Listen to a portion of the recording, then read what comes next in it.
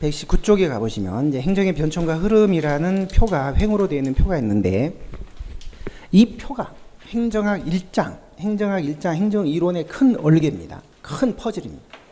상단에 있는 그 이론들, 그게 앞으로 우리가 공부할 이론이고, 아래에 있는 그 도표에 들어있는 것들이 여태까지 저희가 공부했던 여러 그 개념적 요소들이에요. 행정의 개념, 그 다음에 변수, 행정의 이념, 물론 변수는 우리가 공부를 안 했지만, 이념, 정치 행정의 관계, 이런 시대별로 쭉 대입이 돼요. 그래서 아래에 있는 거는 여태까지 우리가 공부를 했던 것들이고, 위에 있는 거는 앞으로 공부를 할 이론의 변천인데, 이게 큰 하나의 얼개로, 큰 퍼즐로 이게 맞춰져야 돼요. 그래서 이 부분은 여러분들이 정말 좋아하면서도 힘들어하는 부분이기도 해요. 어떤 흐름과 체계를 꿰뚫으면서 그렇게 공부하고 체계적으로 공부하고자 하는 학생들은 굉장히 좋아하는데, 막상 이제 해보면 조금 더 힘들어하기도 해요. 연결을 쭉 해야 돼요. 너무 외우려고 하지 마시고, 이야기다, 행정학의 하나의 스토리다라고 생각하시고 한 20분 정도 들으시고, 그리고 나서 이제 이론을 하나씩 뒤로 넘어가서 보도록 하겠습니다. 이 흐름을 한번 조망을 해볼게요. 그러나 항상 전체를 보는 눈이 있어야 되기 때문에 굉장히 중요하죠. 그리고 이제 2순환에 가서도 한 번 또 설명을 하고, 3순환에 가서도 또 설명을 한번 합니다. 그러니까 3번 정도. 그리고 이미 여러분들이 상당 부분 또 들었어요.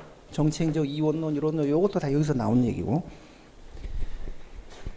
미국은 절대 군주국가라는 거를 경험하지 않았기 때문에 근대 입법국가부터 이제 있었죠. 근대 입법국가 시절 때는 행정학이 따로 없었어요. 정치가 지배했어요. 정치가. 의회가 행정을 지배하고, 국민의 권익은 의회가 대신해서 정부를 감시하고 통제하면서 국민의 권익과 자유를 지켜줬어요. 그게 의회 민주주의예요. 의회 민주주의. 그때 역관주의가 나왔죠. 의회 민주주의 때 역관주의라는 인사제도가 나왔습니다. 근데 역관제가 부패 타락하면서 정치로부터 행정을 독립시키자. 그래서 나온 게 행정학이 이제 그 과정에서 성립이 되게 된 거예요. 행정은 이제 정치가 아니라 경영으로 봐야 된다. 관리로 봐야 된다. 그래서 민간 부분의 과학적 관리론을 행정학자들이 공공 부분에 적용을 해보자 해서 도입을 했는데, 그게 이제 최초의 행정학 이론이 된 거예요. 거기 역사학적, 법률적, 제도적 접근법 흰색 글씨로 되어 있는 그거는 정치학의 한 부분으로 행정학이 연구됐을 때 썼던 접근법들이에요. 큰 의미가 없어요. 무시하셔도 돼요. 그래서 과학적 관리론이 가장 최초의 19세기 말 역관제 폐단 때문에 행정은 경영이나 관리로 봐야 된다. 그래서 이 과학적 관리론이 가장 최초의 행정학 이론. 자, 그런데 이제 과학적 관리론 때 테일러 같은 이제 민간 부분의 과학적 관리론도 도입이 됐고, 그다음에 독일의 유럽의 막스 베버가 관료제 이론을 이제 창시를 했는데, 이 관료제 이론도 여기에 영향을 미쳤습니다. 베버의 관료제 이론, 테일러의 과학적 관리론. 그러니까 이런 게 영향을 받아서 이제 우드로 윌슨이 행정은 관리다라는 행정관리서를 이제 만들어냈거든요. 따라서 과학적 관리론, 관료제 이론, 행정관리설 이걸 합쳐가지고 고정기 상관왕, 윌슨, 테일러, 베버리언 패러다임, 그래서 고정기 상관왕 해서 고정기 행정학이라고 하는 거예요. 그런데 이 과학적 관리론이 조직을 기계로 보고 인간을 너무 기계 부품 취급을 한 나머지 막 혹사를 시킨 거예요. 혹사를. 그래서 호돈 공장 실험을 했습니다. 학자들이 호돈 공장에 들어가서 실험을 했는데, 자, 그래서 과학적 관리론 대신 이제 무슨 이론이 나왔냐면 인간관계론이 나왔습니다. 과학적 관리론은 너무 이게 독재적이다. 인간관계, 구성원들의 인간관계를 잘 배려해주고 챙겨주는 게 그게 생산성을 높이는 방법이다. 그래서 새로운 이론이 나왔어요. 자, 이게 고전적 이론이라면 요거는 약간 새롭다 해서 신고전이라고 해요. 신고전. 그러나 행정을 여전히 관리로 봤다는 점은 크게 다르지 않았어요. 행정을 관리로 봤던.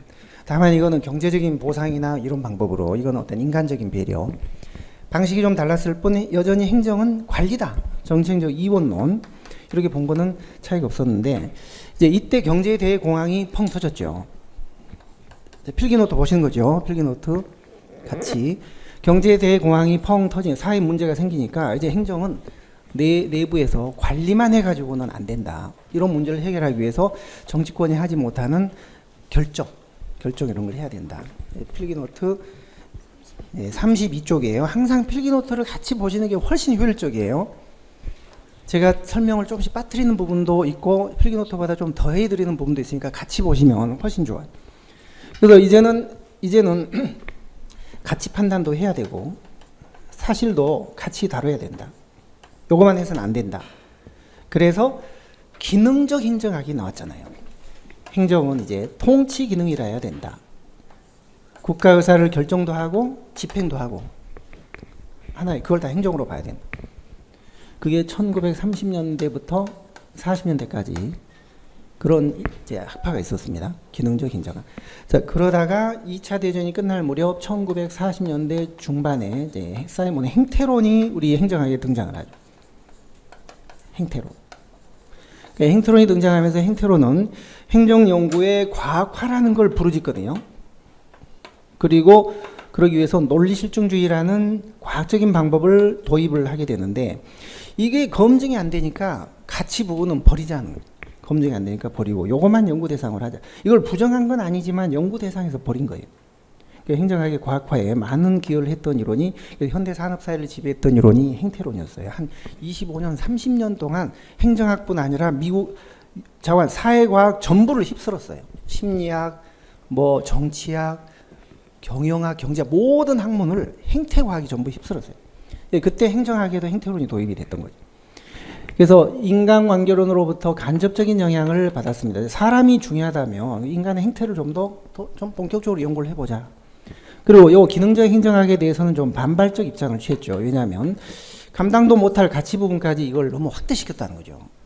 검증도 안 되는 이 부분까지 얘가 확대시켜가지고 너무 범위가 넓어졌다. 그래서 이거는 연구 대상에서 버리고 요것만 연구 대상으로 하자. 그게 정책행정 새 이원론이었어요.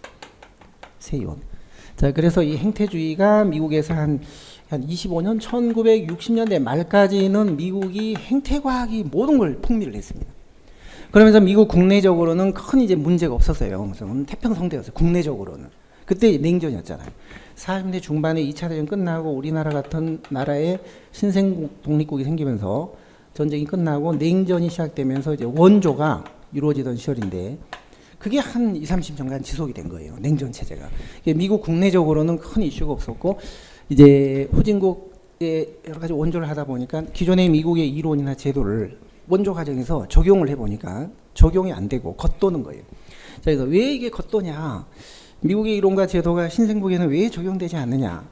그래서 보니까 신생국의 행정 환경이 미국과 상당 부분 다르다는 걸 이제 인식을 하게 됩니다. 따라서 이제 환경이 중요한 연구 대상이 됩니다. 그래서 나온 이 이론들이 생태론,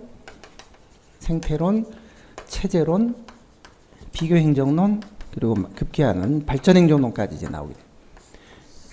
자, 요 네 가지 생체 비발인데요. 생체 비발. 요 네 가지는 후진국용 이론이에요. 발전행정론에서 완성이 됐지만 그리고 이 과정에서 생체 비발이 있었는데 이거는 개독에 팔아먹기 위한 수출용 이론이었어요. 그러니까 1940년대 중반 생태론이 등장하면서부터 여기서 이제 신행정론이 있었는데 신행정론 이게 나올 때까지 요때까지만 해도 행정학 이론이 이원화가 됐어요. 미국 국내적으로는 행태론이 쭉 적용되다가 이게 나왔고 신행정론. 근데 후진국에는 생체 비발이 적용이 되는 그런 이원화가 됐었어요. 이건 수출용, 이거는 내수용. 수출용, 내수용. 그래서 이런 것들은 체제론이 B급으로 조금 중요하긴 합니다만 나머지는 거의 뭐 D급 수준이에요. 행태론 A급이죠. 굉장히 중요하고. 자, 그러다가 발전행정론은 후진국에서 경제 성장을 정부가 주도를 해야 된다. 경제 성장 정책을 축으로 해서 국가 발전을 행정이 이끌어 나가야 된다. 이게 발전 행정 이론이에요. 그리고 이거는 이제 미국이죠. 복지제일주의. 이때가 격동기 문제가 막 터졌던 때예요. 격동기, 빈곤, 차별, 소외, 폭동. 이런 문제를 행정학 이론이 해결을 못 해주니까 그때 이제 문제가 생겨서 학자들이 한가롭게 다른 나라 신경 쓸 겨를이 없다. 자, 우리나라 연구하는데 모든 행정 연구 역량을 결집시키자. 전부 다 모여라. 우리 국내 문제를 해결하자. 보니까 행태론이 이거를 너무 의도적으로 버린 거였어요. 가치를 버리니까 문제에 대한 현실적인 문제에 대한 인식 능력, 처방 능력이 전혀 없는 거예요. 따라서 행태론은 이런 격동계 문제를 해결할 수 있는 그런 힘을 가진 이론이 아니다. 이제는 안 되겠다. 행태론의 반기를 들었어. 반행태론. 자, 그래서 나온 게 바로 후기 행태주의.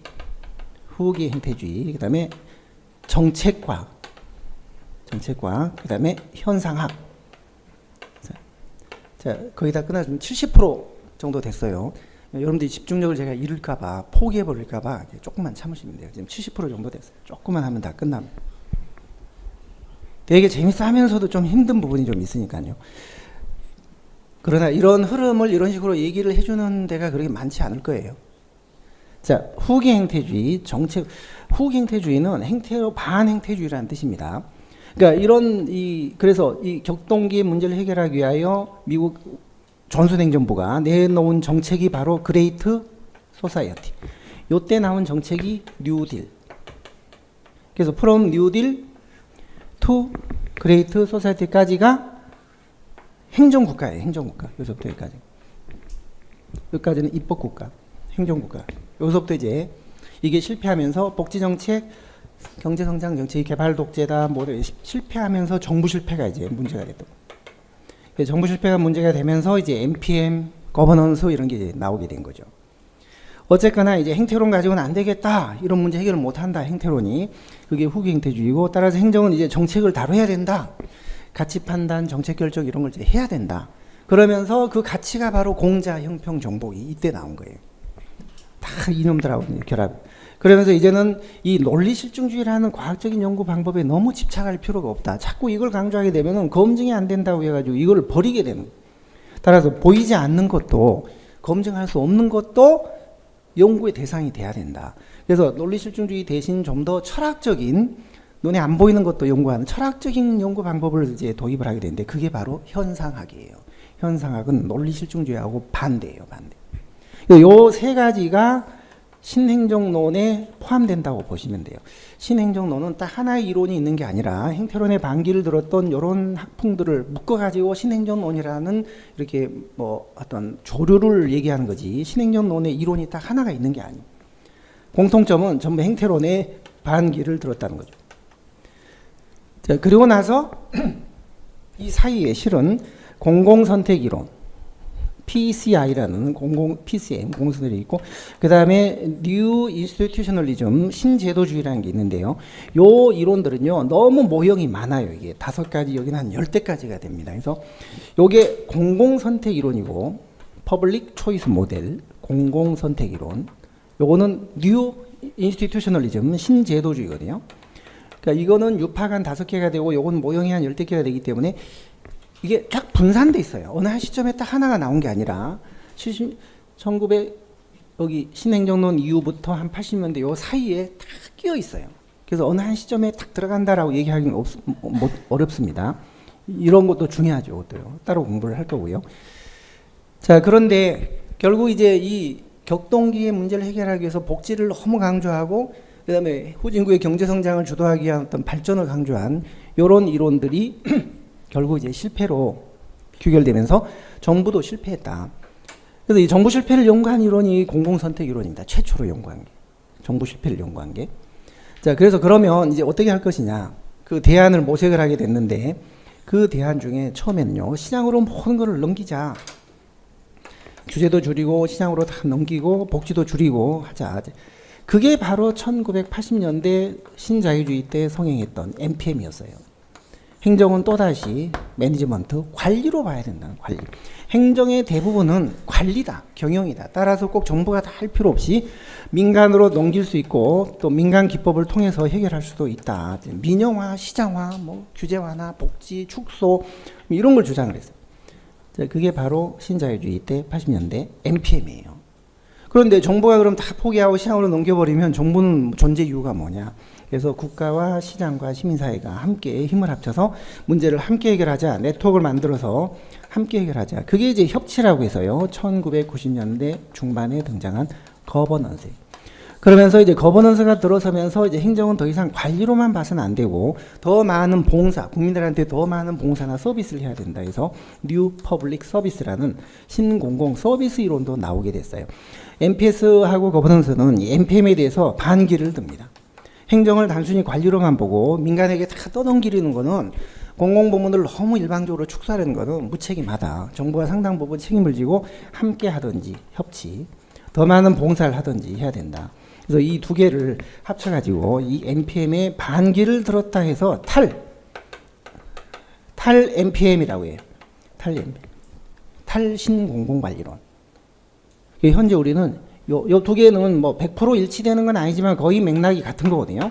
현재 우리는 요 상태에 살고 있다. 그렇게 보시면 되고, 앞으로 우리가 공부할 이론들이 이제 이런 이론들이고요. 물론 이런 것들은 C급이라 뭐 자세히 못 보겠지만 일순환 때는 못 봅니다. 근데 그 밑에 도표를 보시면 이제 행정의 이념 같은 근데 입법국가 때는 국회가 만들어준 법대로만 모든 걸 하면 된다 했기 때문에 이때는 합법성이 지배했던 시절이었어요. 행정은 잠깐 법대로만 하면 돼요. 합법성. 그러다가 행정학이 이때 이제 성립이 되게 됐는데 행정을 관리로 봤기 때문에 처음에는 민간 기업처럼 능률을 추구하면 된다 해서 능률을 강조했어요. 이때는. 근데 그 능률이 처음에는 기계적인 능률이었어요. 그런데 경제대공황이 펑 터지면서 능률, 돈이나 수치만 가지고 능률을 따져서는 안 된다. 그래서 이 능률이 사회적 능률로 바뀌면서 이 사회적 능률이 후세 학자들에 의해서 민주성으로 평가를 받았어요. 민주성. 자, 그러다가 행철원이 등장하면서 아까 합리성이 강조가 됐어요. 행정은 항상 합리적이라야 된다. 합리성. 쭉 가다가 여기서 발전해 이루는 때 효과성. 국가 발전 목표가 얼마나 달성됐냐. 경제 성장률이 1년에 뭐 7.6%는 돼야 된다. 목표를 정해놓고 산출이 여기 비용에 대한 인식이 너무 없었던 거죠. 목표 달성이라는 효과만 강조하다 보니까 비용에 대한 인식이 너무 없으면서 정부 기능이 뭐 엄청 팽창한 거예요. 여기도 비용에 대한 인식이 없이 복지만 너무 강조했어요. 여기서 공자 형평 정복이 나온 거죠. 공자 형평 정복. 그러니까 이건 복지제일주의, 경제성장제일주의, 너무 비용에 대한 인식이 없이 정부가 팽창해서 행정국가가 절정기에 달했던 게 바로 이 두 이론 때문이에요. 결국 이게 실패하면서 정부 실패가 된 거예요. 그래서 NPM 때는 이제 복지는 좀 포기하고 효과는 생각을 하더라도 좀 비용도 생각하면서 추진해라. 그래서 능률과 효과를 합한 개념이 나왔죠. 그게 바로 효율이었죠. 효율. 자, 그 다음에 여기서는 국민과 정부와 기업들이 협치를 해야 되기 때문에 서로 믿는 게 중요하다. 신뢰성. 뭐 뚜렷한 이념이 여기서 나온 건 아니지만 그래도 전반적으로 보면 신뢰성 같은 거 이런 게 여기서는 강조가 됐고, 여기서는 효율, 여기서는 형평, 정의, 요건 효과성, 합리성, 민주성, 여기서 민주성.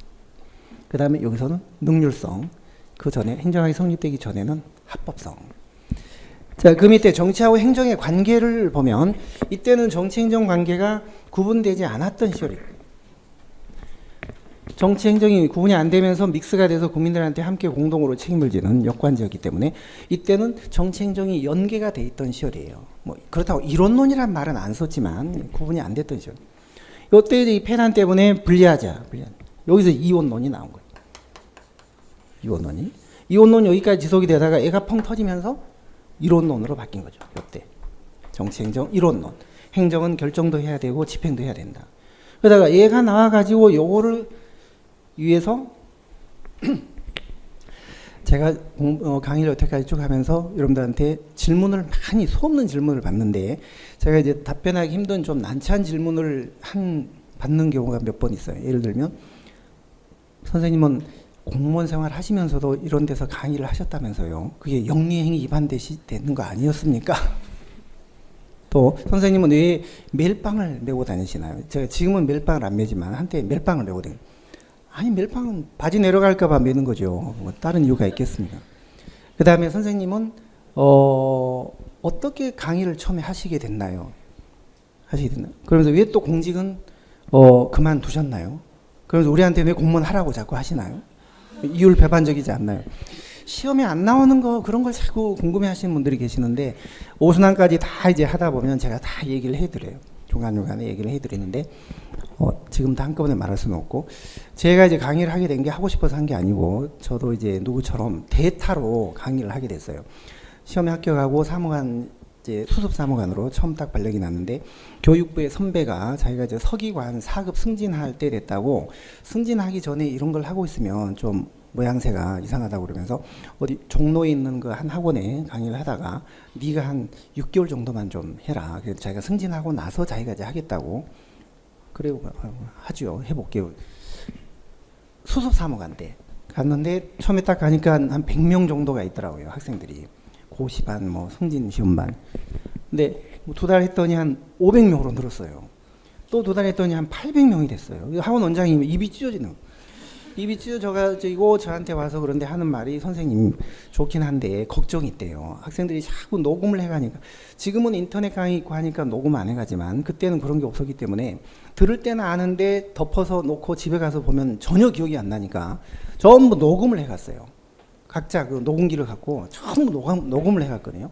근데 이제 학원 원장이 그 녹음 테이프가 무단으로 막 돌아다녀서 수강생이 줄 수 있다고 하면서 그걸 걱정하면서 수업 시간에 저더러 녹음을 못하게 통제를 하면서 강의를 해달라는 거예요. 녹음기 끄세요. 하지 마세요. 아이고 전 진도 나가기도 바쁘고 한데 그리고 또 거기 강의 듣는 분들이 공무원들이 많았어요. 승진시험도 그때 행정학이 있었거든요. 그러니까 어떻게 그렇게 제가 합니까? 그런 가혹한 요구를 저한테 하지 마시고 그건 원장님이 알아서 적당히 하시고 저한테는 그런 불이한 요구를 하지 마세요. 좀 못합니다. 주말마다 강의를 하는데 그때 한 번은 다음 주에 딱 갔더니 선생님 그러면 정 그렇게 매정하게 못 하시겠으면 제가 방법을 일러드릴게요. 하던 방법을 칠판에다가 잔뜩 써놓으시고 필기를 해놓으시고 이렇게 한번 해보래요. 이때는 얘하고 얘가 구분이 안 돼서 이게 연계가 됐었는데 요게 나오면서 얘가 구분이 되면서 이제 행정을 요걸로 보게 됐는데 요게 뻥 터지면서 이게 행정을 이렇게 보기가 힘들게 돼서 이제 이거를 함께 이 둘을 함께 봐요. 얘가 나오면서 또 요걸 하기 위해서 이걸 구분해서 얘는 버리고 요것만 연구 대상으로 했다. 한 5분만 이렇게 얘기를 하면 녹음해 간 게 아무 소용이 없을 겁니다. 방법을 알려주더라고요. 제가 유학 갔다 와서 그 학원이 건재한가 점심 식사나 같이 하려고 그 이제 놀러를 갔더니요. 역시 문 닫고 망했더라고요. 없어졌더라고요. 이 부분 할 때 항상 그 생각이 나요. 여기서부터 여기까지는 행정을 요걸로 본 게 맞아요. 얘가 펑 터지면서 이제 행정을 함께 이렇게 합쳐서 봐요. 근데 이제 얘가 나오면서 요걸 위해 가지고 이거 불가피 버리고 구분해서 얘를 버리고 요것만 연구 대상으로 했습니다. 그래서 이때가 정치행정 새 이원론 시절이에요. 그러다가 쭉 이게 가다가 요때 행정은 다시 뭐 경제성장 정책을 해야 되고 복지정책 해야 되는 데서 정치행정 새 이론론으로 또 바뀐 거예요. 그러면서 이제 이게 실패하다 보니까 이제 이때는 다시 구분해야 돼. 행정은 정치가 아니다. 탈정치, 새 이원론으로 바뀌게 돼.